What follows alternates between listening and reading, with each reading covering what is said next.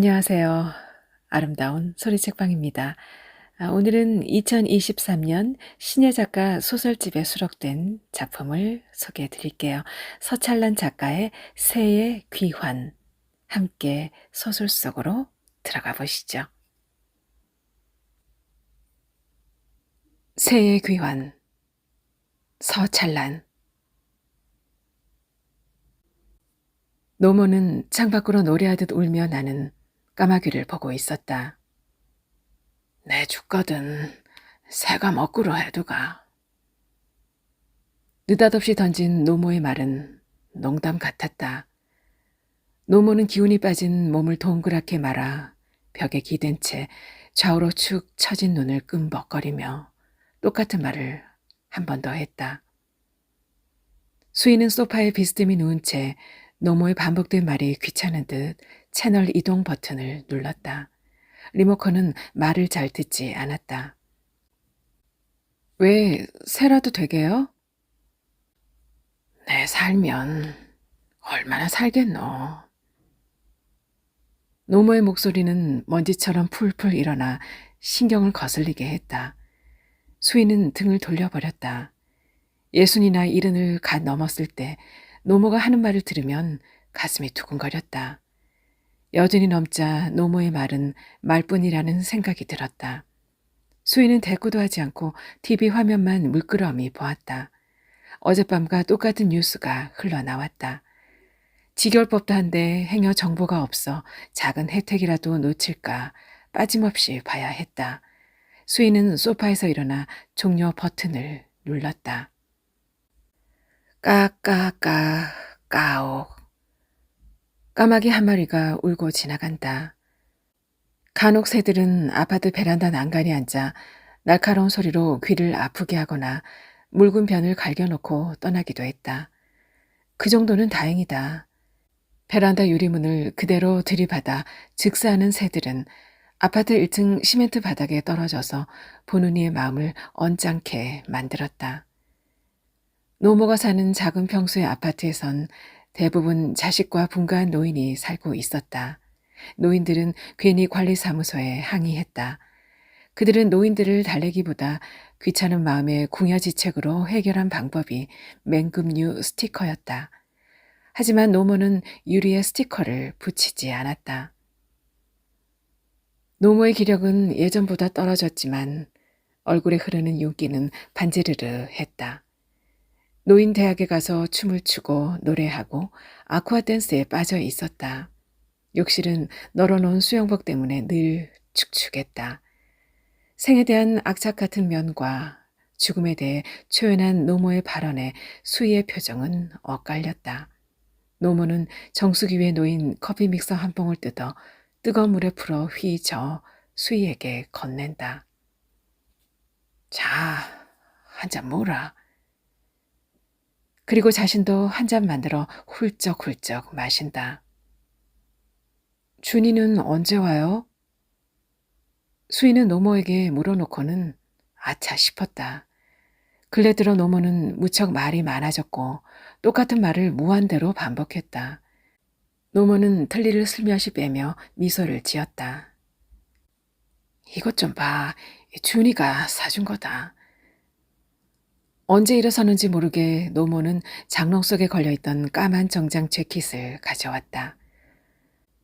내가 하나 있으면 좋겠다고 딱 한 번 말했더니만 야가 어째 귀담아 듣고 백화점에 데리고 가서 사주더라. 나한테 어울리는 것 같나? 어떻노? 이제 철 좀 들었나 보네요. 수희의 타박에 노모의 쪼글쪼글한 미소는 금방 멈췄다. 준이가 노모의 집으로 짐을 싸들고 온 일을 수희는 내내 마음에 들어하지 않았다. 살던 여자와 헤어지고 카드빚을 진 채 전입신고도 하지 않고 얹혀 사는 걸 보면 사고를 친 게 분명했는데 어쩌자고 노모가 받아들였는지 한심스러웠다. 두 사람의 동거 이후 수년에 한 번씩 일이 벌어졌다. 수희는 준이가 출타했을 때만 들린다. 급한 전화에 가슴 두근거리며 노모의 집에 달려가 보면 돈이 될 만한 건 죄다 깨져 있었다. 노모가 면포로 쓸고 닦아 반질반질하던 철제 금고도 여지없이 널브러져 한가운데가 찌그러졌다. 수인은 신발을 신은 채로 거실로 걸어 들어갔다. 박살난 거울이 신경질적으로 조각나 있고 그 옆에 술에 취한 준이 때문에 심장이 터질 뻔했다. 떡하니 널브러진 식칼을 주어 싱크대에 집어넣자 노모는 이불에 파묻은 얼굴을 돌려 흘겨보더니 또다시 통곡했다. 어쩌면 일부러 더 크게 우는 것 같았다. 가끔 노모는 TV에 처음 출연하는 배우처럼 어설퍼서 수인은 준이를 다그치기 전에 노모를 멀뚱히 쳐다보기만 할 때도 있었다. 도무지 분간이 가지 않은 경우였다. 준이가 얼른 어디 나가서 되졌으면 좋겠다고 욕할 때 수인은 창피한 마음에 노모의 입을 틀어막았다. 이런 일이 있고 나면 노모의 귀는 무척 예민해졌다. 멀리서 걸어오는 사람의 발걸음 소리, 누군가 문을 두들기고 여는 소리, 심지어 바람에 흔들리는 유리창도 두려워했다. 자신이 살해를 당할 것 같다는 기분만큼 나쁜 때도 없을 것이긴 했다. 그것도 자신이 낳은 새끼에게 먹임을 당하는 두려움이란 겪어보지 못하면 애초 모를 것이다. 약이라도 짓자고 해도 돈이 아깝다며 앓는 소리만 했다. 수희가 신용카드를 주니 그제야 한의원을 찾았다. 노모는 심장 다스리는 약을 4제나 지어 먹었다. 한심스러운 것은 사달이 날 때 그때뿐이었다. 롤러코스터를 타듯 노모는 준이의 태도에 따라 칭찬과 저주를 오갔고 준이 나이 40이 넘도록 달라진 것은 아무것도 없었다. 딸들에게 지겹도록 하소연했던 일을 깡그리 잊을 수 있는지 의문이었다. 수인은 노모의 틀니가 물에 담긴 걸 멍하니 보고 있다. 틀니는 웃는 것 같았다. 노모의 이는 70이 되기 전에 몽땅 빠졌다. 치과에 가서 견적을 본 노모는 분통을 터뜨렸다. 의사는 다 도둑놈이라며 옆집 할머니를 통해 야매로 일을 마쳤다. 수희가 준 돈 일부만 쓴 셈이다. 잇몸과 틀니가 잘 맞지 않아 밥 먹을 때가 아니면 빼놓고 있었다. 수희는 못 본 채 했다. 관심을 보이면 추가로 비용이 들 게 뻔했다. 노모는 수희의 눈치를 살피더니 재킷을 펄럭거렸다. 수희는 화병이 도진 듯 자신의 가슴을 꾹 눌렀다. 자가 힘들어서 그렇지 마음은 안 그런 기라. 워낙 가정이 불안해서 흔들린 게지. 부모 잘못 만난 탓이다. 아들이라고 오냐오냐 해서 그렇지 뭐. 저 나이 되도록 엄마한테 손 벌리고 제발 쫓아내요. 수희가 띄엄띄엄 참아가며 하는 말을 끊으려 노모는 손사래를 쳤다. 아이다 야야 지금도 돈 벌러 나간다. 그러고 내가 아들이라고 오냐오냐 한 거 없다. 너희들이 다 나를 떠나고 싶어하는 거 다 안다. 자는 갈 데가 없잖나. 너희들은 집이라도 다 한 채씩 들고 있지만 자는 집도 절도 없고 자식도 없는 불쌍한 놈 아니냐. 그래도 준이 자가 인정은 있다. 내가 자랑 안 싸우면 말할 상대가 없니라. 노무는 거울에 비친 자신의 모습을 보면서 반박했다. 아무리 봐도 검은 재킷은 어울리지 않았다. 관절이 울퉁불퉁한 손으로 몇 가닥 남지 않은 머리도 빗어 보인다. 헐렁한 재킷에 둘러싸인 노모의 머리가 몹시 작아 보였다. 그 옷 입고 있으니까 새 같네요. 검은 새. 글쎄, 까마고 갔제. 내 죽으면 땅에 묻지도 말고 납골 땅에 모시지도 말거라. 다 소용없는 기라. 아까운 돈만 절에 갖다 주지 말고 하장해서 산에 흩든지 강에 뿌려주면 좋겠다. 새가 좋아 먹어주면 더 좋겠지. 새가 뼈가루를 먹겠어요. 아무리 그래도. 순간 노모의 표정이 굳어졌다. 머쓱해진 수희가 아이를 핑계로 일어서자 노모는 서운한 듯 재킷을 손으로 훑어낸 뒤 옷걸이 걸어 농에 집어넣었다. 노모는 서둘러 조선 간장이며 참기름을 챙겨 수희의 손에 넘겨줬다. 수희는 집에 있다고 뿌리쳤지만 노모는 기어이 검은 비닐봉지를 건넸다.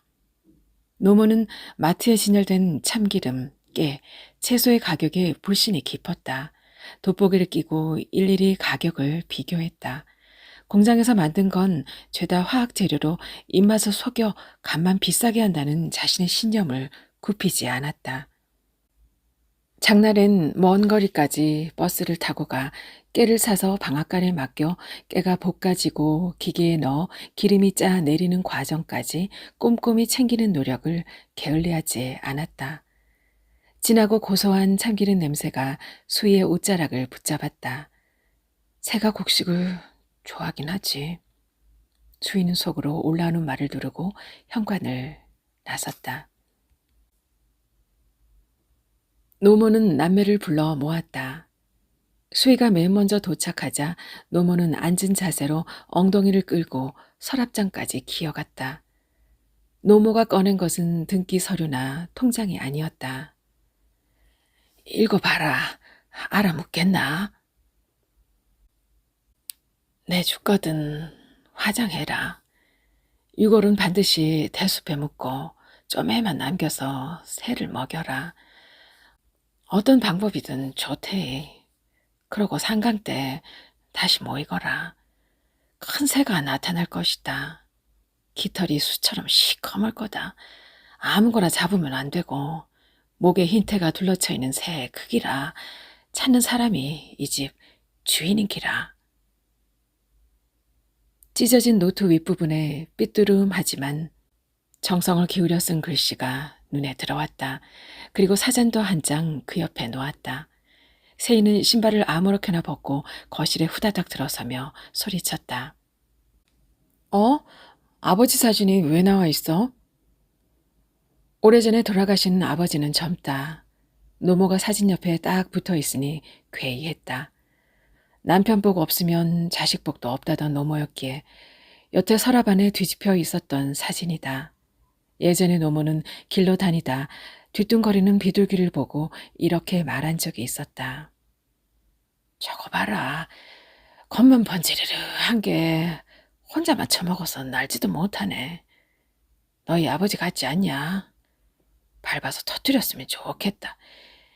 정말 낡은 사진 속 아버지는 회색빛 비둘기 같기도 했다. 세희의 눈이 휘둥그레져서 버럭 소리를 질렀다. 엄마는 뭐하러 사진을 꺼냈어요? 아버지 때문에 내가 개고생한 거 몰라? 아버지가 사기를 당해서 대학도 못 가고 이 모양 이 꼴로 사는데 엄마는 다 잊었어? 세희의 굵은 목에 핏대가 서고 미간에 내천자가 새겨졌다.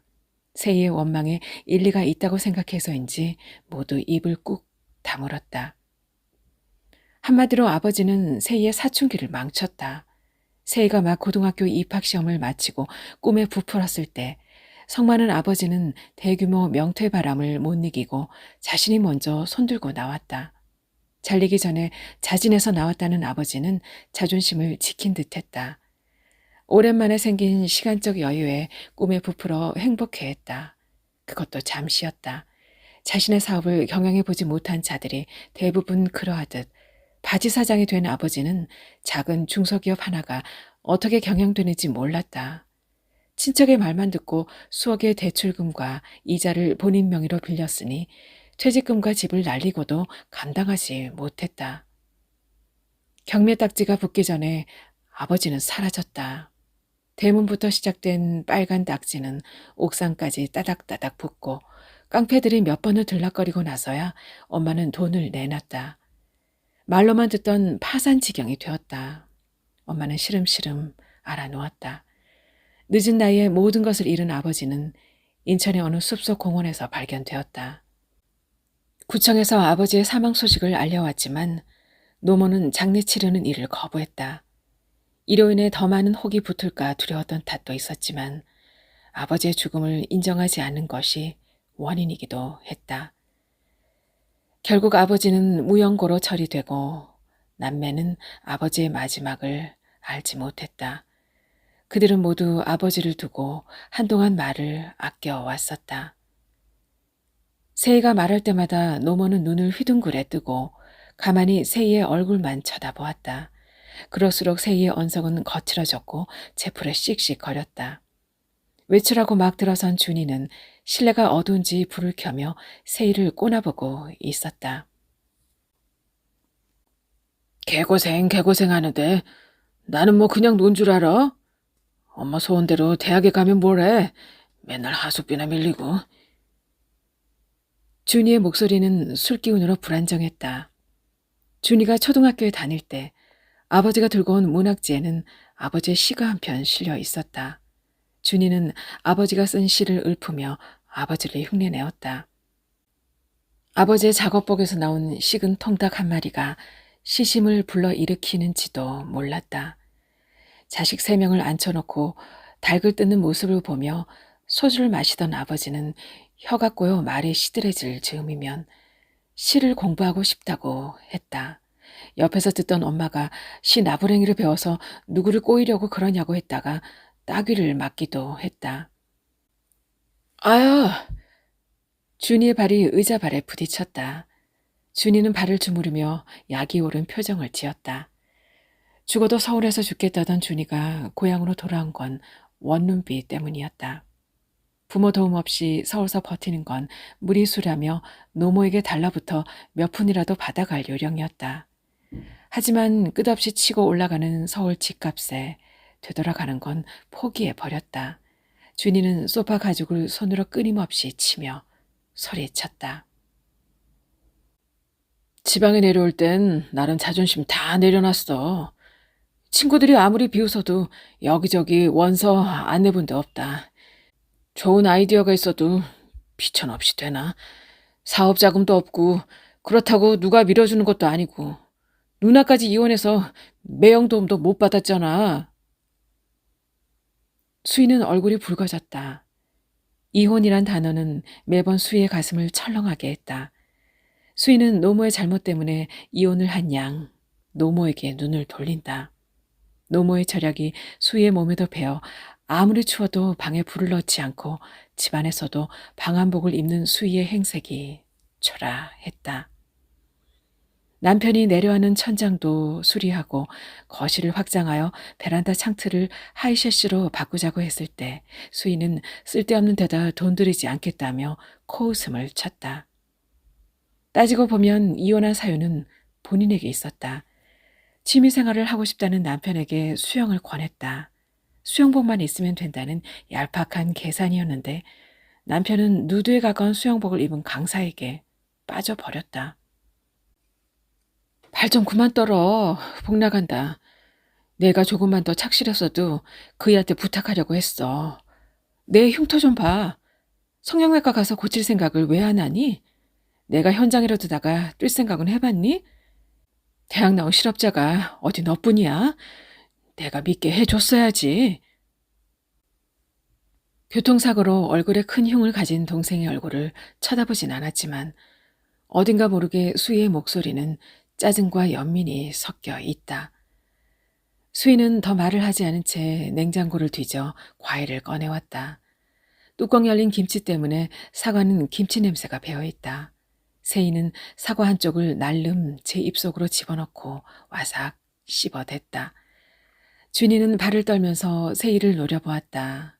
어릴 때부터 준이와 세희는 만나면 누굴 나무랄 것도 없이 사납게 각을 세웠다. 서로서로 증오해서 아기의 감정을 풀 데가 없으면 노모에게 화를 풀곤 했었다. 수희는 둘을 떨어뜨려 놓으려 안절부절 못했다. 세희가 하는 모양새로 봐선 언젠가 준이의 칼을 맞을 것 같았다. 막상 세 남매가 모이자 노모는 조금 놀란 듯 모른 척했다. 노모는 셋의 얼굴을 차례로 뚫어지게 보다가 이내 먼 산으로 눈을 돌렸다. 노모는 소파 밑에 쪼그린 채 움직이지 않았다. 양말을 신지 않은 노모의 발은 쪼그라들어 조그맣게 굽었다. 장마에 벌어진 흙바닥처럼 뒤꿈치가 갈라졌다. 여전히 파란 고무 신발의 뒤축이 다 닳도록 일거리를 물어왔던 그 발이다. 노모는 웬일인지 시체 같았다. 움푹 파인 눈은 기가 없어 보였고 창백한 피부가 염하기 직전의 송장 같았다. 무릎을 가슴팍에 껴안은 채 머리를 조아리는 노모는 등이 시린지 몸을 조그맣게 말아 움츠렸다. 수인은 노모를 힐끗 쳐다보다가 말을 꺼내기 시작했다. 엄마가 80이 넘어서니 기력도 떨어지고 아직 치매는 아니지만 혹시 모르니 정리하고 싶으신 거야. 유언을 쓰셨어. 알잖아. 엄마가 얼마나 아끼면서 살아왔는지. 생전에 정리해주면 좋겠는데 준이 너 신불자 신세는 면했니? 엉뚱하게도 대답은 세희가 했다. 악법도 법이지. 빚도 상속된다며. 그럴 바에 차라리 법망을 피해서 내 앞으로 해두면 안전하잖아. 아무리 아끼면 뭐해? 아꼈다가 똥되지. 실컷 아껴서 한번 써보지도 못하고 날려버리고 버는 놈 따로 있고 쓰는 놈 따로 있지. 세희가 악을 쓰고 있을 때 엄마는 중얼거렸다. 무슨 소린지 잘 들리지 않아 다들 입 다물고 귀를 기울였다. 전쟁이었지.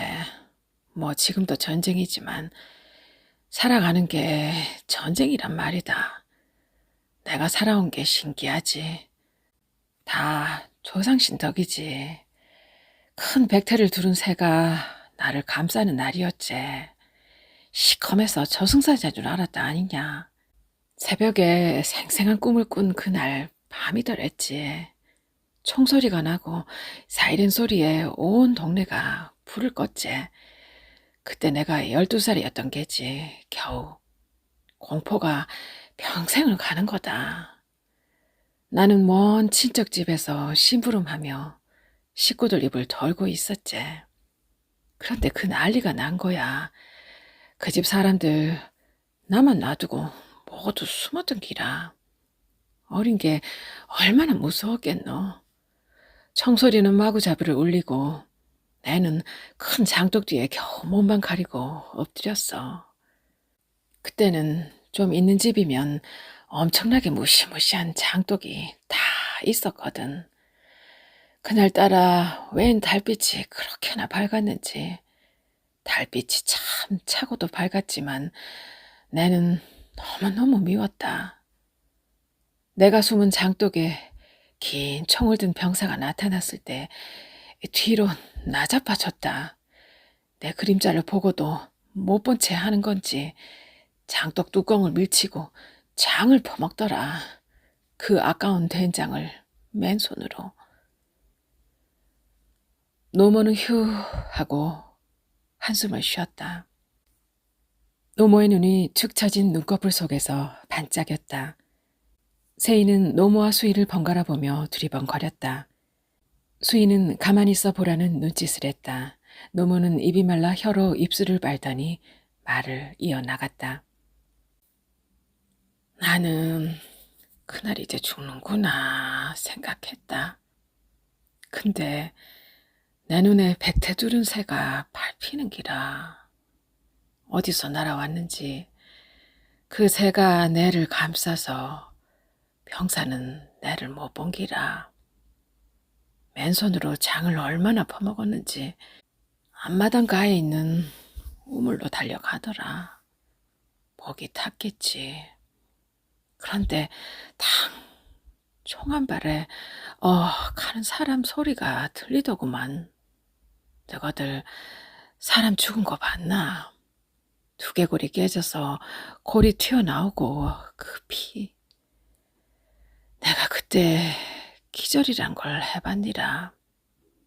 야들아, 세상은 그런 거야. 돈 없으면 그런 험한 꼴 보는 기다. 너희는 그 백태 두른 새를 꼭 찾거라. 노모는 소파 옆에 몸을 바짝 붙여 눈을 감았다. 가만히 숨지겼던 남매는 동시에 노모를 바라보았다. 꿈을 꾸는 것 같았다. 노모는 정말 영원한 꿈나라의 세상으로 떠났다. 조문하러 오는 사람이 없는 장례식장은 텅 빈 시장처럼 허전했다.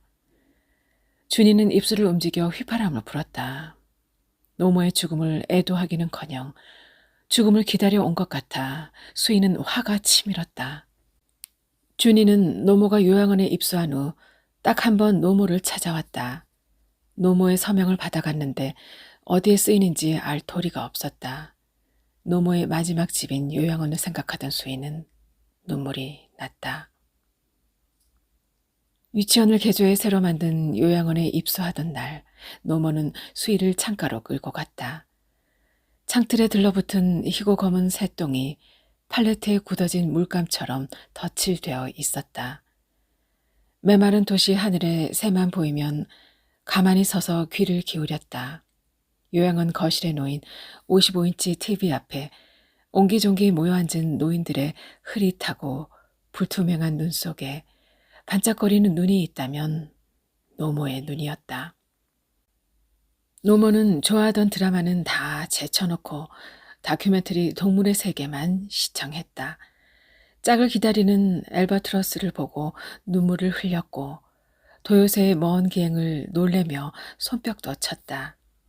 때론 요양원을 방문한 아무나 붙잡고 물었다. 새는 도대체 어디서 날아오고 어디 가서 죽는기요? 나는 새가 되고 싶소. 죽으면. 요양보호사가 오기 전에 기저귀를 숨겨둔 노모는 가죽이 늘어난 팔을 파닥거리면서 날갯짓을 하곤 했다. 참새나 까치 소리, 까마귀 소리를 지겹도록 흉내내자 요양원에서는 주의를 시켰다. 한날 노모의 입에 반창고가 붙여진 걸 보고 수희는 요양원에 항의했다. 수희가 살살 잡아떼자 미세한 하얀 털이 접착제에 묻어 떨어졌다. 테이프를 떼어내자 노모의 불투명한 눈에 습기가 어렸다. 노모는 수희를 멀거니 보더니 엄마라고 불렀다. 어릴 때부터 수희가 외할머니를 많이 닮았다는 소리를 들었긴 하지만 갑자기 애가 돼버린 노모가 엄마를 부르는 소리는 마음을 아프게 했다. 노모는 어린 시절에 자야로 변한 모양이었다. 자야가 말했다. 엄마, 나 다음에는 새로 태어날래. 수희는 목이 메었다. 예쁘고 순한 자야는 어느새 검버섯과 주름으로 뒤덮인 백발성성한 노인이 되어버렸다. 관 속에 평안히 눈을 감은 노모는 검은색 정장 재킷을 입고 있었다. 앙상한 육체와 새 발바닥처럼 줄어든 맨발이 그 속에 쌓여 꽁꽁 묶여 있었다. 수희는 호주머니 속 종이를 만지작거리며 대숲에 들어섰다. 대나무에서 뿜어져 나오는 향긋하고 시원한 공기가 온몸을 휘감았다. 수희는 마스크에 가려진 입을 벌리고 공기 하나하나를 삼킨 후 뱉어냈다. 들이마시고 내쉬다가 공기에 체한 것 같았다. 핸드폰 속의 시간은 약속 시간에서 막 5분이 지났다. 수희는 머쓱해서 사람이 지나갈 때마다 팔짱을 끼고 쳐다보았다. 선글라스를 끼고 이어폰을 낀 채로 조깅을 하거나 애완견 꽁무니를 휴지를 들고 따라다니는 사람들 사이로 등산복을 입은 사내들이 보였다. 대숲 건너 강에서 새떼들이 날아들었다. 수희는 초조해졌다. 수목장을 지낸 후 노모의 터무니없는 임무를 위해 유골의 일부를 건사했다. 그건 준이 몫이었다.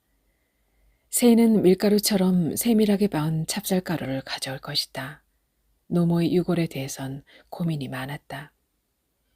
티베트에선 사람이 죽으면 시체를 독수리에게 바친다고 하지만 여기는 엄연히 장례 문화가 있는 대한민국 아닌가. 그들이 궁리에서 얻은 결과는 간단했다. 미세하게 빻은 찹쌀가루에 유골 일부를 섞어 일종의 룰을 만드는 것이다. 수희는 짧은 시간에 처리해야 할 일을 마음속으로 여러 번 익혔다. 대숲길 저쪽에서 어이 하는 준이가 보였다. 허리띠 밑으로 뱃살이 출렁거렸다. 멀리서 보아도 이마에 진한 흉터가 눈에 띄었다. 늘 그 흉터는 심장을 철렁하게 했고 보고 싶지 않았다. 운동하던 사람들은 준이를 피해 달아났다. 준이는 이마에 맺힌 땀을 닦으며 새이가 왔냐며 물었다. 갑자기 대숲에 숨어있던 새 한 마리가 푸드덕 날아올랐다. 에이, 저놈의 새들은 어디 숨었다가 나타나는 거야? 준이가 투덜거렸다. 장례식 이후에 준이는 일을 그만두었다. 준이는 엄마의 유골이 들어있다며 작은 도자기 하나를 건네며 대나무를 툭툭 차다가 겸연쩍었는지 천국의 새라는 명함을 내밀었다. PC방이었다. 수인은 정상적인 영업장이 아닐 거라는 생각에 이내 표정이 굳었다. 어릴 때부터 막내인 세이는 이유 없이 밉고 셈이 났지만 준이에게는 알 수 없는 모성애 같은 것이 있었고 노모의 죽음 이후 걱정이 많아졌다. 수인은 자신만이 이 사태를 정리할 수 있다는 생각이 들었다. 산책길을 한 바퀴 돈 사람들은 그늘진 대숲을 나와 강변으로 걸어가고 있었다. 애완견 2마리가 수희의 다리를 슬쩍 치고 달아났다. 끈을 놓친 주인은 수희에게 인사하더니 딸, 딸 하며 개를 쫓아갔다. 준이는 아휴 개새끼들 하며 수희의 눈치를 살폈다. 수희는 과장된 준이의 행동이 못마땅했다. 늘상 옳은 소리 한번 못하고 농담으로는 하고 그것조차도 인정받으려 드는 동생이 늘 모자라고 어줍잖아 보였다. 새가 등산복 차림으로 2팔을 기역자로 꺾어 씩씩거리며 걸어왔다. 벤츠라 아무데나 주차할 수 없어서 늦었다는 변명을 했다. 세이는 변두리 월세에 살면서도 중형차를 고수했다. 세이는 준이에겐 대면대면하고 수희에게만 눈을 맞추더니 사선으로 메고 온 손가방에서 작은 플라스틱 통을 꺼냈다. 뚜껑을 열자 찹쌀가루가 하얗게 쓸려 있었다. 그들 셋은 얼른 나무 벤치 하나를 찾아 앉았다. 찹쌀가루에 유골을 뿌려 흔들었다. 생각보다 잘 섞이지 않았다. 준이가 손으로 섞자 손바닥이 허옇게 분칠되었다. 준이는 손을 털며 일어섰다. 빼곡히 늘어선 대나무를 한참 올려보더니 밖으로 빠져나왔다. 준이의 모습이 대나무 사이로 힐끗 보였다. 세이는 의심스러운 눈으로 준이를 관찰했다. 새를 찾는 사람이 노모의 유산을 차지한다는 명제가 서로를 더 미워하게 만들었다. 준이가 뒷짐을 진 채 다시 숲길로 들어왔다. 그는 아무 말 없이 한 줌을 쥐고 나섰다. 수희와 세이는 그런 행동에 대해 섣불리 이를 걸지 않고 남은 가루의 반을 한 줌씩 쥐고 흩어졌다. 수희는 엄마의 손을 잡고 신대 숲으로 모셔온 적이 있었다. 텅 빈 아파트에 불 켜는 일도 싫었고 휴대전화 속에 아이 사진을 넘기는 것도 실증이 나면 노모가 사는 낡은 아파트에 찾아갔다. 노모가 급격히 쇠약한 증상을 보여 소소한 재산은 정리했으면 했으나 언제나 노모는 말도 못 꺼내게 했다. 자신의 마지막 집이라는 이유와 낡았지만 재개발 지역에 속해 보상금이 어마어마할 거라는 기대가 있었다. 노모 대신 처리한 대소사에 들어간 금전도 부담이 컸다. 몇 번이나 부동산을 처분하는 게 어떻겠냐고 목구멍까지 말이 올라왔지만 삼키곤 했다. 살 만큼 살았으면 자식을 위해 적당한 시기에 돌아가시는 것도 나쁘지 않다는 불안당 같은 생각을 했던 기억이 문득 떠올랐다. 이제 다시는 볼 수 없는 노모에게 미안한 생각이 들었다. 수희는 대숲 한 지점에 섰다. 바로 그곳이다. 노모가 탄성을 지르며 소리치며 절했던 곳이다. 수희는 자신도 모르게 2 손을 공손히 모으고 절을 했다. 수희는 모든 것을 처음으로 돌릴 만한 마지막 기회라고 생각했다. 유산 분배로 인한 남매 간의 분쟁, 각자가 맞닥뜨려야 할 노년의 비참함, 이런 것들을 미리 예방할 자는 자신뿐이라는 생각에 머리가 복잡했다. 룰을 대숲바닥 여기저기에 흩뿌리고 나니 어느새 수희의 손바닥에 흰 손금이 그어졌다. 저쪽 대숲 끝에서 새의 울음소리가 들렸다. 준이가 흉내낸 소리였다. 준이 역시 현실을 뒤집고 싶은 자신의 바람을 담아 실을 지어 읊조리다가 대나무 하나를 발견하고 그 앞에 섰다. 그는 꼼꼼하게 한 입 한 입 대나무와 이파리 사이사이에 룰을 공들여 올려놓았다. 세인은 굵은 염주를 한 손에 쥐고 나머지 한 손엔 룰을 쥐고 걸었다. 입속말로 나무아비 타브를 외다가 멈춰 섰다. 새가 앉기 좋은 나지막하게 베어진 대나무 둥치를 발견하고 바로 그 위에 올렸다. 제각기 좋은 곳을 선택해 올려놓고 빈손으로 숲을 나왔다. 다들 상기된 표정이었다.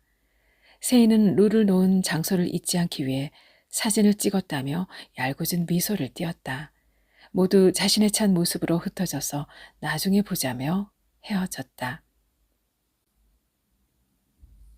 상강달은 제법 쌀쌀했다. 손톱만한 달이 서쪽 하늘에 뻘쭘하게 서 있었다. 수인은 곧장 숲길을 찾아 들어갔다. 날이 환하게 밝으면 새들이 날아들 것 같았다. 새들이 좋아할 모이를 조금 풀어놓고 부러진 나뭇가지도 조심스레 흩어놓았다. 새들은 추위에 대비해 나뭇가지를 입에 물고 우둠지에 집을 지을 것이다. 노모가 말한 새는 혹시 상상 속의 새가 아닐까 걱정되었다. 검은 새는 그리 흔하지 않다. 대나무 이파리가 얼굴과 어깨에 부딪혔다. 얼굴에 묻은 이슬에서 대나무 향이 났다. 이럴 때는 전 남편이 아쉬웠다. 똑똑한 사람은 새를 잡을 묘안도 다를 거라는 생각이 들었다. 수인은 새 모이에 밴 냄새를 지우기 위해 코에 손을 가져가 킁킁거리다가 이내 탈탈 털었다. 여태 습관이 되어버린 절약 정신을 버리고 부를 가진 남들처럼 외제차도 사고 보톡스도 맞을 것이다. 어쩌면 남편을 되찾을 기회를 얻을지도 모른다는 생각에 웃음이 났다. 문득 사납게 부서지는 대나무 소리에 기분이 가셨지만 소름이 돋은 팔을 비비며 새를 기다리는 수희의 미소는 기쁨을 감출 수가 없었다. 준이는 낫과 짧은 전기톱 그리고 고기를 잡는 투망을 가지고 왔다. 수희를 보더니 눈을 마주치지 않고 자신이 뿌려놓은 룰을 찾아 걸어 들어가고 있었다. 세이는 나타나지 않았다. 아침잠이 많은 세이가 일어날 리 없었다. 준이, 그러지 말고 새를 몰아서 같이 잡으면 어떻겠니? 상관 말고 자기 일이나 잘하셔. 준이는 나무에 긁혔는지 눈이 뻘겋게 충혈되었다. 수희는 언짢은 표정을 지으며 다시 새를 잡으러 나섰다. 이제껏 들어보지 못한 새 울음이 들렸다. 조그맣게 귀를 간지리는 소리가 있지만 커다랗게 쉰 목소리로 콱콱 하는 새도 있었다. 외가리와 제갈매기 그리고 물달기 섞여 자신의 소리를 내지르고 있었다. 소리 나는 곳으로 쫓아가서 검은 새를 찾았지만 보이지 않고 대신 작은 새 한 마리가 몇 번 푸드덕거리며 날다가 바닥에 떨어졌다. 독이라도 삼켰는지 모를 일이었다. 괴로웠는지 바닥을 뒤척였다. 준이는 숲을 휘젓고 다녔다. 둥지가 있는 대나무 몇 개는 전기톱으로 잘라내었다. 수희는 준이가 걱정되었다. 아무래도 준이가 취하는 방법은 실효성이 없어 보였다. 도무지 가족의 말은 들을 생각이 없는 준이가 항상 말썽이다. 준이의 욕지거리가 기분 나쁘게 울렸다. 시간은 흘러가고 새는 나타나지 않았다. 공중을 나는 새는 바닥에 내려앉지 않았다. 수희는 차에 가서 빵과 커피를 마시고 쉬었다. 준이도 자기 차로 걸어가고 있었다. 두 사람은 종일 숲과 차를 왔다 갔다 했지만 허사였다. 세인은 오후 6시쯤 나타났다. 제부와 함께 의기양양하게 대숲에 들어왔다. 그때 까마귀 떼가 어디선가에서 일시에 날아들었다. 제부는 손수 만든 총으로 새를 한 마리씩 겨누었다. 문구점에서 사온 장난감 총이었다. 사람에게 쏘면 다칠 것 같았다. 제부가 쏘아 떨어뜨린 새는 20마리나 되었다. 까마귀들은 한 마리의 동료가 땅에 떨어져도 아랑곳 없이 나무에 빼곡히 들어섰다. 날이 저물기 전에 검은 새를 잡는 것은 불가능해 보였다. 유언은 거짓말 같았다. 날이 더욱 어두워지면 새는 둥지에 깃들이기도 하지만 깊은 숲속으로 때를 지어 날아가기도 하기에 더욱 초조해졌다. 수인은 동생들이 뿌렸다는 장소에 가서 좁쌀을 흩뿌렸고 준이 역시 여기저기 칼질을 해댔지만 소용없었다. 제부도 이게 장난이냐며 총을 쏘아댔다. 더는 총알이 나오지 않을 때였다. 준이는 자신의 머리카락을 움켜잡았다. 세이는 발밑에 떨어진 새총을 꾹 눌러 밟았다. 수인은 흙더미를 밟아 뭉개고 있었다. 준이의 오른손이 주머니 속에 든 라이터를 끄집어냈다. 왼손에 거머쥔 댄잎 하나가 달달 떨렸다. 탁탁, 타닥, 타닥. 수인은 놀라서 소리를 질렀다. 너 미쳤니? 대숲에 불이라도 내려고? 그런다고 백태두른 새가 나타나니? 엄마의 말이 거짓말이라도 그렇지. 흰 연기를 두 손으로 막은 수희가 거칠게 숨을 몰아쉬었다. 이제 그만 돌아가자. 노모의 집은 동굴처럼 어둡고 습했다. 재개발되면 보상금이나 받을까 싶어 기다려왔던 아파트는 50년이 넘어 재건축도 팔지도 못한 채 어영부영하게 쇠잔해져 있었다. 겉은 건물의 형태를 지니고 있지만 이미 뼈대는 삭을 대로 삭았을 터다. 그들은 박쥐처럼 거실벽에 등을 붙이고 앉았다. 한동안 보일러를 틀지 않은 거실이라 스위치를 누르고도 한참 동안 기계음이 울렸다. 드디어 준이가 일어섰다. 그는 입을 휴지로 닦아내고 뒷주머니에 반으로 접어서 구겨 넣었다. 냉장고에서 노모가 남겨둔 바카스를 유효기간도 확인하지 않은 채 꺼내와 수희와 세희에게 건넸다.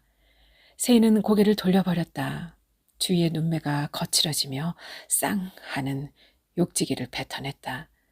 살벌한 눈빛이 오갔지만 목이 마른 그들은 바카스 뚜껑을 후두둑 따서 바로 마셨다. 아, 시원하다. 그런데 엄마는 왜 그런 장난을 쳤을까? 그러게, 집은 내 것이라고 엄마가 말했는데. 뭐야, 그런 게 어딨어. 오빠가 엄마 생전에 한 게 뭐 있는데. 세희는 따져들었다. 수희가 쉿 하며 귓속말 하듯 세희를 나무란다. 시끄러워. 이웃에서 신고할라. 세희 너는 또 잘한 게 뭐 있니? 너도 제부만 하기 전에 양아치 같은 놈하고 살림 차려서 엄마가 난리 났었잖아. 아무리 그래도 내가 번 돈 10원도 안 쓰고 엄마 갖다 준 거면 뭔데. 세희는 펑펑 울기 시작했고 준이는 뺨이라도 올려칠 듯 씩씩거리며 어두운 거실 한가운데에 섰다. 그러고는 자신도 할 말이 있다며 꺼냈다. 내가 왜 이렇게 된 이유를 알리나 할까? 누나도 세희 너도 모르는 게 있어. 비도먹을. 아버지가 피투성이가 돼서 맞고 온 날이 있었지. 뭘 잘못했는지 몰라도 회사에서 잘렸고 엄마는 날 데리고 간부 사택에 간 거야. 사모님인가 뭔가 하는 년한테 얼마나 굽신거리고 상무라는 젊은 놈한테 무릎을 꿇고 싹싹 빌더란 말이야. 나는 어렸지만 그때부터 세상이 공평하지 않다고 생각했고 화가 났어. 세월이 지나도 아무것도 변하질 않더군. 세희의 기세가 한풀 수그러졌다.